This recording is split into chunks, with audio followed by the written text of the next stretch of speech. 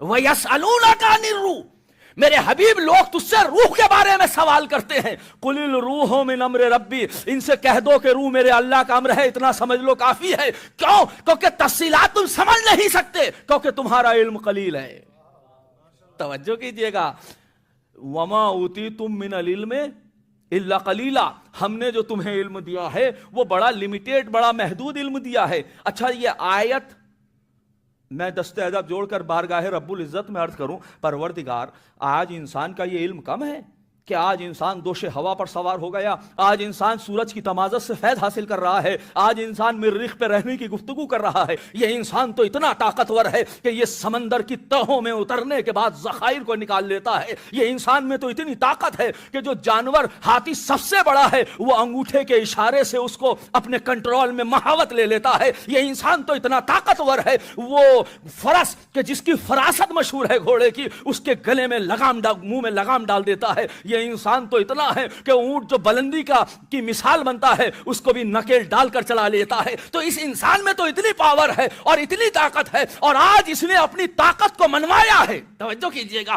اپنی طاقت کو منوایا ہے۔ ہزاروں کروڑوں کلومیٹر سے بیٹھا ہوا انسان ویڈیو کال کے ذریعے سے حرکات سکنات کو دیکھ رہا ہے، میری آواز میرا چہرہ مقید ہو رہا ہے۔ تو آج انسان نے کتنی ترقی کی ہے، مگر قرآن کہہ رہا ہے ہم نے تمہیں بڑا کم علم دیا ہے، ہم نے تمہیں بڑا کم علم دیا ہے۔ آیت منسوخ نہیں ہوئی ہے اور آیت کو قیامت تک جانا ہے۔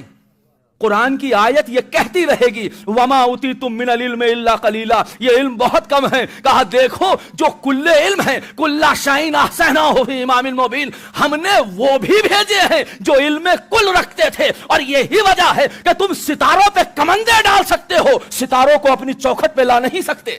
تم چاند پر جا سکتے ہو مگر انگلی کے اشارے سے دو حصوں میں تقسیم نہیں کر سکتے۔ تم سورج کی تمازت سے فیض حاصل کر سکتے ہو مگر اسے پلٹا نہیں سکتے، اس کی کیفیتوں کو تم سمجھ نہیں سکتے، اس لیے کہ تمہارا علم بڑا لمیٹیڈ ہے، بڑا محدود ہے۔ اور یہی وجہ ہے، جائیے بہار الانوار کی جہاں ظہور امام مہدی کے سلسلے سے روایات نقل ہیں، وہاں پر فرمایا گیا کہ آدم سے لے کر، امام صادق سے روایت ہے، آدم سے لے کر خاتم تک،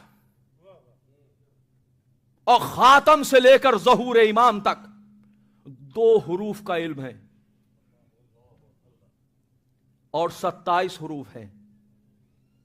توجہ کیجئے گا، 2 حروف کا علم ہے اور علم 27 ہیں۔ تو یہ 2 علم کا کمال کہاں ہوگا؟ اور جب امام تشریف لائیں گے تو ان 2 علوم کے ساتھ ساتھ 25 علم کا اضافہ کریں گے، 25 حروف کے علم کا اضافہ کریں گے۔